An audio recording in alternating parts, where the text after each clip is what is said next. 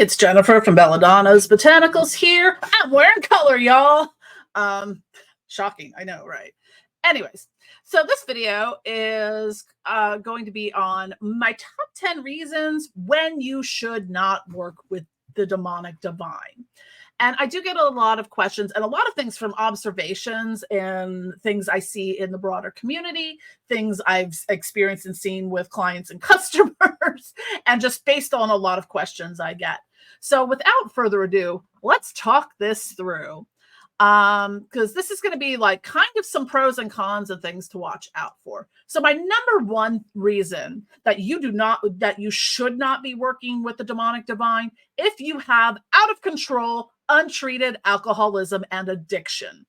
The reason there being is, number one, that'll fuck your shit up.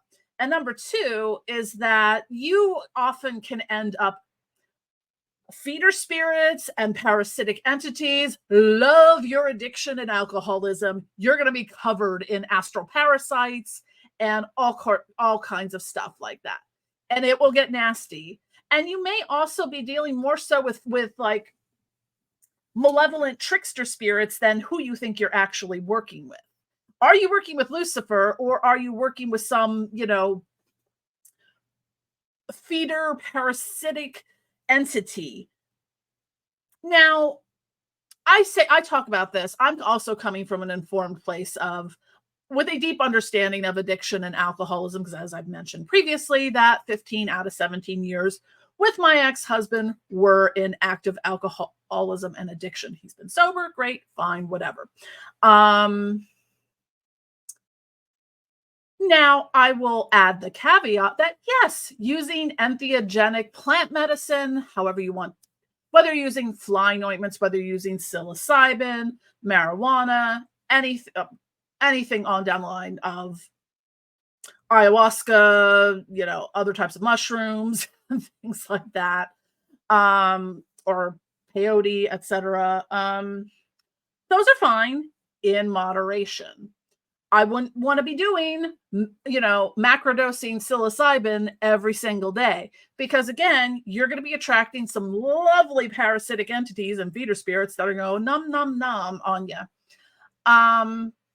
But the thing here is, you can seriously yourself up by when you are. It is a fine line to define alcoholism and addiction, and a lot of people will be in rabid denial of it, that it's not a problem and whatnot. But I would say use your judgment there. That is not an area you want to be. I would not want to be working with the demonic divine specifically when dealing with that. Now, there are particular entities, like if you're looking for healing and stuff, like President Marbus would be great to work with on healing, but still. And also, I want to add a caveat here that addiction and alcoholism treatment need to be done in a professional setting, because you can have a seizure and end up in a long-term dirt nap, or, in a coma, other things like that.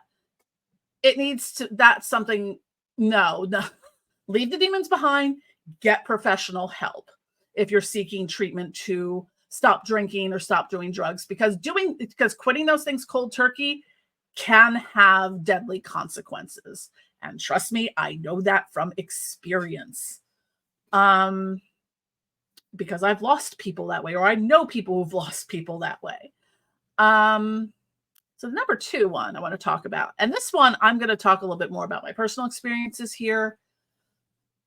Now, one of the questions I get sometimes when people see my videos and comment, well, have you just considered that maybe you're just mentally ill? Well, have you considered that maybe you're just a rude ass twat? Anyways, but what I want to talk to on that is having had experiences with my mental health, because let's go over my diagnostic criteria here is that autism spectrum disorder, ADHD, occasional bouts of depression, and complex PTSD. So I have been in treatment for decades of therapy, of various medications, various types of treatments, from doing ketamine, to getting deep magnetic, what is it called? Deep magnetic stimulation of the brain. There's a T in there somewhere. Transcranial, might be? Transcranial magnetic stimulation. That's it. So I have gone through a lot of these things. I've worked with multiple therapists. I have a long-term psychiatrist. My shit's managed. Do I have flare-up things? Sure. I had a really bad reactionary situational depression in 2022. And, I pulled myself through it and got out the other side, thankfully. But, during that depression, I took a little bit of a sidestep. I was working very differently with the spirit world. I was working a lot with Santa Muerte, and she really helped me on that. And I was working with Lucifer, not as much, but a little bit. But yeah, I was not doing as much work with the demonic divine during that period, because it's not that I knew I couldn't handle it. It was, some of it is just, for me, depression is just like, trying to exist and maneuver through life while wearing a lead blanket. It's not a good scene. Again, especially depending on the type. Like, if you just get depressed or you have anxiety and things like that, that's probably fine to be working there. Again, if you have concerns, depending on your psychiatrist or therapist, they may not recommend it or whatnot, but there's not a lot of understanding there. So I can't really give you medical advice there, because I'm not a medical professional and there are liability issues at play. But I can just say is, if you need help, get help. Because where it becomes dangerous to work, I would say with any spirits at that point, but since we're talking about demons, so where it becomes dangerous is when you are delusional, if you are having a psychotic break, especially if this is combined with alcoholism and addiction. If you do not have a firm grasp on reality as a baseline, no, you don't want to work with the demonic divine.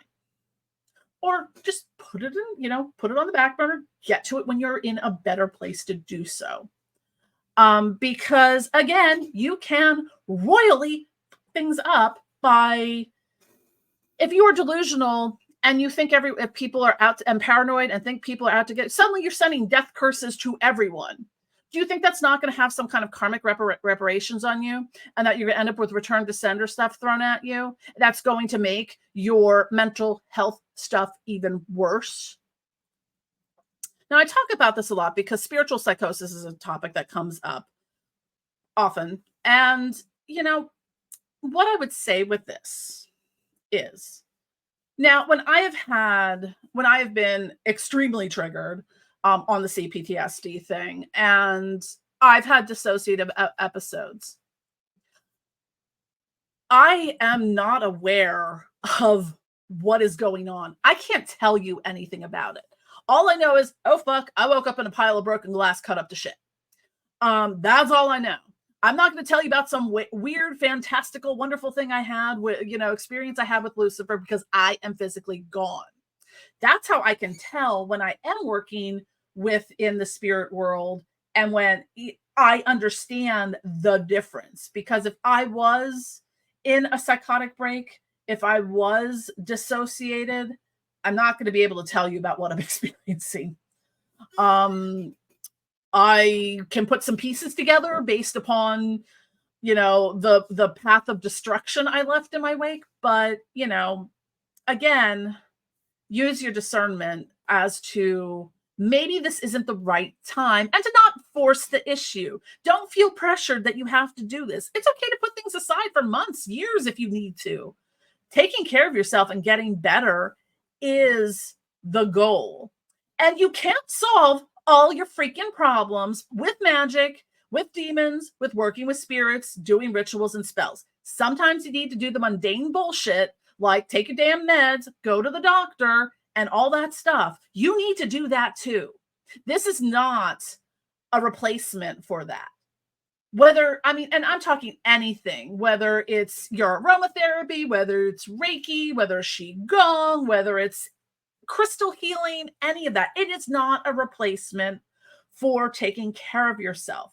I can carry all the crystals I want in the world, but I have to take prescription vitamin D because my vitamin D is just that low. There's no amount of Reiki, there's no amount of demonic help that's going to bring my vitamin D levels back up in my blood. I have to take a medication. I take my medication once a week like I'm supposed to. That's a thing I do to make myself well. Am I any less of a magician because so? Am I am I inauthentic because no?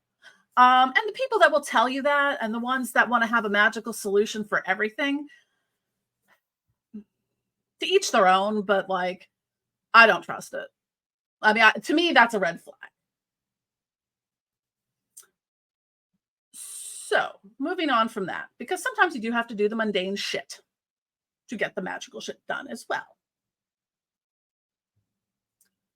Number 3, treating spirits with extreme disrespect as if you could enslave them and bind them, or that they are your personal spiritual piggy bank, or in the case of like a goddess like Lilith, making them thinking they're your personal sex slave.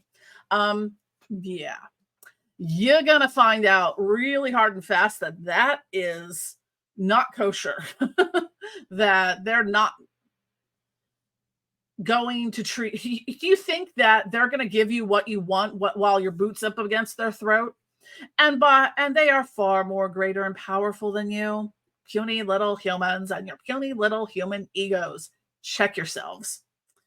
The next one kind of feeds off of that. Number 4, that's the devil made me do it of it all. Don't blame demons for you being an abusive asshole, or that they require or claim that they require you to do criminal, abusive, heinous things, because more often than not, they don't. You want to unalive your ex-wife, not Belial. Sorry. That's all you and your human ego and your bullshit and psychosis. And you may have attracted some nasty feeder spirits and astral parasites. So again, when you think, Belial is telling you to off, your ex, that's probably you and what you really want. Or you've got some feeder spirits or tricksters that are telling you that, and you think it's Belial, and it's not. But anyways, I see that shit all the time. I don't think spirits particularly like being blamed for things, especially when it's all you, boo. Anywho, moving on. Number 5, if you approach them with fear, they will give you something to fear for sure. And that's the thing. I see it from people who've worked with them for so long. I'm like, why would you work with something you're afraid of? I'm waiting. Like, it blows my mind to see people talk about like, and people who've worked with the demonic divine for a very long time. And I'm like, why would you approach them with fear? I'm like, yeah, if they're going to give you something to fear and be fearful at whatnot. It's kind of like, think of it this way. If you are afraid of dogs, you're more likely to get attacked by a dog if you are like, approaching it like petrified in fear. That's when you're going to get attacked. If you're just calm, grounded, centered, approach it, knowing that, things could go sideways, but not in a state of panic and fear over it. And if that is something that you feel that level of fear, do some preliminary shadow work to work through it, to move beyond it, or to be able to manage it better, because it's not going to behoove you to come from a place of abject fear in working with the spirit world. Number 6, just because you ask doesn't mean they will grant your desires. Sometimes you have to fine tune or rephrase your requests. And sometimes those requests may not be granted, because a lot of times, and I've found this out, is that sometimes you're like, I want this thing here, when they're like, no, this is the thing here you need to be working for. So let this thing here go. Or just the approach is all wrong. And, I've been there myself. Sometimes we're not asking for things correctly, or sometimes we are, it is literally sometimes just a matter of mindset and how you phrase things. Like in my own wealth and money magic that I've done, I was always focused on achieving financial stability. Well, I kind of achieved that. I just wasn't growing beyond that. And what I realized was that slight shift from financial stability to financial freedom. I want to manifest my financial growth and stability to yield financial freedom. So I don't have to do money magic all the time to make ends meet or to make things better or anything in that spectrum. I'm not looking to be, do money magic and become the next Oprah. I just want to, live comfortably, be able to afford my bills and buy witchy shit, and enjoy life. And take care of my health, the basics, that kind of stuff. But it was just that slight shift and pivot in the concept of what I was working towards in money magic. And it changed. Acknowledging that shift, January 2024 was my highest grossing sales month since November of 2021. So yay, economy. But again, it's that shift. Or sometimes you have to think of, okay, well, I want to increase my sales by $100,000 this year. Okay, well, how am I going to manage that? Yeah, I'm stuck on myself. It's like if I increase so if my monthly sales go up by $10,000, well, okay, that's great. How am I managing now that excess volume of orders I have to fulfill, things I have to make and ship out and all of that? So sometimes it's thinking on things on multiple levels. And when you're not seeing the results that you are anticipating, it's probably because you need to shift that focus a little bit, or think about the other thing. Like, okay, I want to increase my sales revenue by $100,000 this year. Well, okay, that's great. How are you going to manage that on a mundane level? So, one thing to keep in mind as we move to number 7 is demons love to teach you lessons. And if you keep making mistakes and never learn, they may not work with you at all, or they will continue to escalate the lessons. You can piss off spirits. I've done it myself. Like I did not keep I wouldn't say a pact, but like a promise I made to Lucifer in my last relationship, and that was not to lose myself, and that was to love myself first and foremost. And I did not do that. And Lucifer was not happy with me for that, and was kind of gave me a little bit of the cold shoulder for a while until like I got through that healing process. I annoyed Santa Muerte by doing a ritual every single day for the same thing. And she was like, you asked me once, could you not? You don't need to keep doing this. So sometimes we throw a lot of things at something when really we need to kind of have the set it and forget it mentality. So if you're continuing to do your bullshit and never learning from it, those lessons may become increasingly harsh. And I've looked at some people that I've observed over the years that claim to work with demons, and their lives are not so great, actually. I'm like, oh, you got ripped off again. Oh, what's that? I wonder why that happened. You maybe didn't learn your lesson the first time, or the second time. I got nothing, bro. But anyways, they do love to teach you lessons.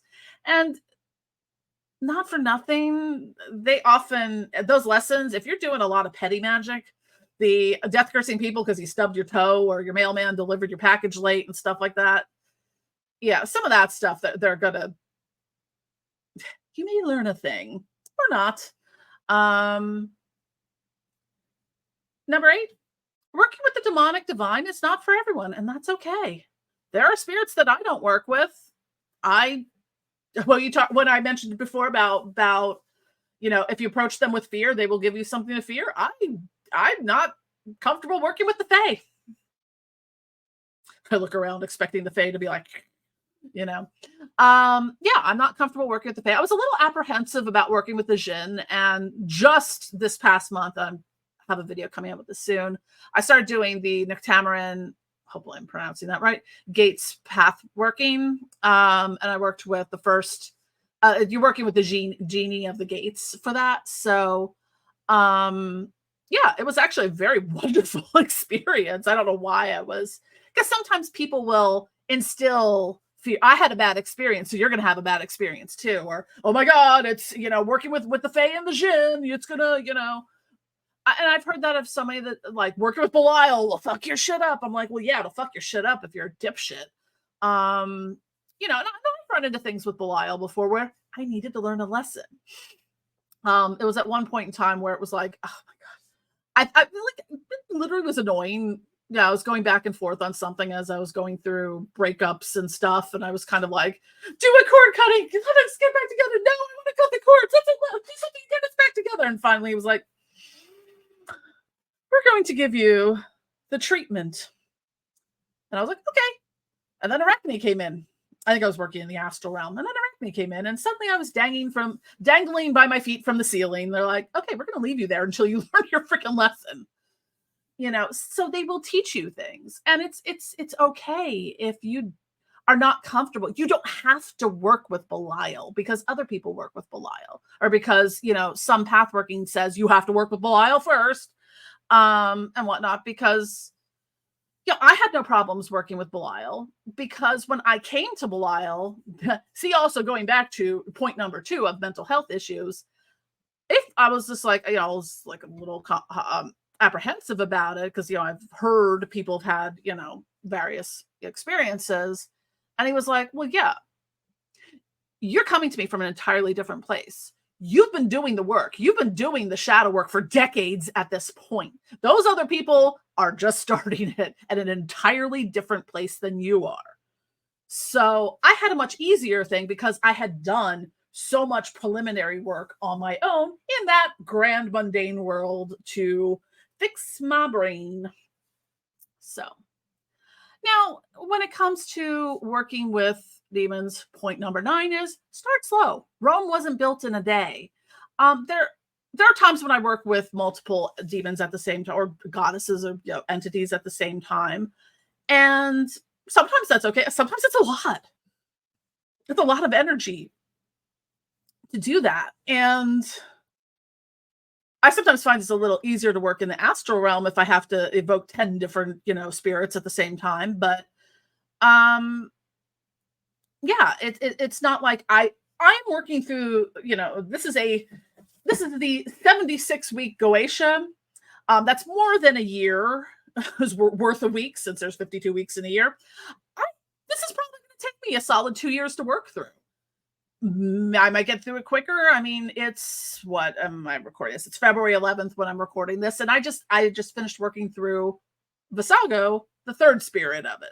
So great. I've got 74 more, or 73 more to go, because she includes the elementals in this as well. So that's, if you're path working with an entity and stuff like that, you don't have to, blast through it. I'm working with them. Now, the way she has it is there's a different exercise every day. I'm very busy, so I can't always, there's just weeks where I can't do shit. And I've had a few of those recently because I've been very busy. And not only have I been very busy, I've also had to deal with a slew of diagnostic testing and doctor's appointments to handle what is looking to be like I have an autoimmune disease, psoriatic arthritis, and also psoriasis. So I have a lot of chronic pain. The reason I'm recording these videos right now and kind of starting to have a little bit of agita is like, I have so much stuff to do right now, but my hands were kind of like, yeah, we aren't doing anything right now, because so I'm just waiting for the Aleve to kick in, and may take some kratom soon, because and see if once I'm done recording the videos to give myself a little break, I might feel better. So I'm not going to beat myself up for the fact that, well, I should be doing a demon a week, and it's now 6 weeks and I've only done 3 demons. So start slow. And number 10, this is more of advice in general, and it's multifold. So your experiences will be different than mine. Your methodologies and your practice will be different than mine, and mine will be different than other people's. That's just the way of the world.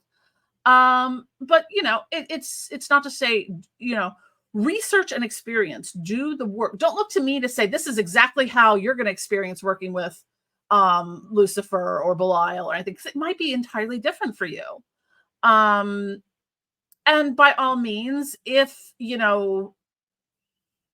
you need to ask for help or advice, there's plenty of groups on Facebook. There's plenty of YouTube channels and content out there. Don't be lazy. Google a thing and find some videos on it. Because there's times where I'm like, do you want me to Google that for you? Because I don't know the answer off the top of my head. I'm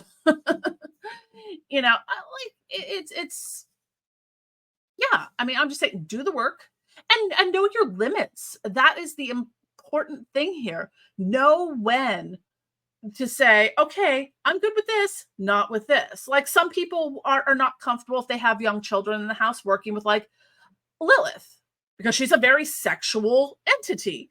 And if you have young, say prepubescent and pubescent children, you might not want that energy around them. So that's something to consider. So it's okay to be like, I can't work with Lilith right now. I might do it later or outside of the house or something like that. So it's using your judgment, using your discernment, understanding nuance, understanding that there's a lot of people who take this shit so confoundingly literally. And you really need to kind of look beyond that. I talk about that a lot because that's something I see of literal. I'm like, I'm sorry, I can't literally make you a magical potion to turn you into a werewolf mermaid on a pogo stick and whatever. That would be really interesting though to watch. I'm just saying, but there are people who literally think you can do that. Or I had a customer question once, do you even test your products? Oh yeah, sure. I send them off to Hogwarts. Do you even test your products? I'm like, yes, there's a governing body of which we send all of our witchy products to, and a council of elders determines their value. Yeah, you might want to stop watching Harry Potter and join us in the real world and not be so fucking literal. But I digress. So anyways, I've been rambling for long enough. I hope you found this video helpful, because this is something I think that is really important to discuss. Like, I do talk about working with the demonic divine.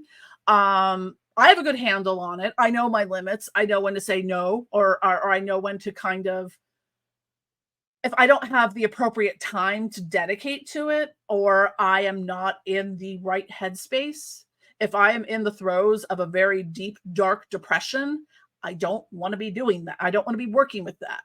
Now, whenever it was in 2022, and then last year, as I came out of the depression, I started working with Abaddon, who was amazing to work with on the healing and the trauma healing and the shadow work, and Santa Muerte as well. They were amazing to work with, and I healed in ways I didn't realize was possible.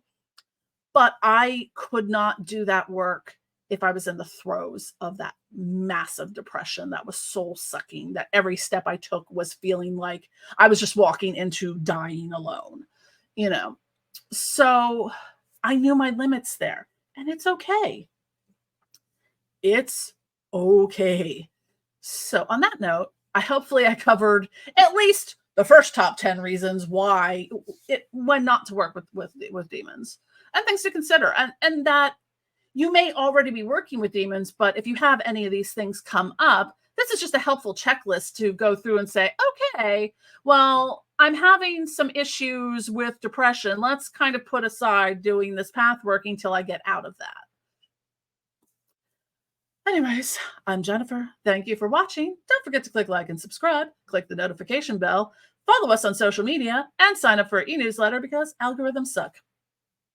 Love y'all.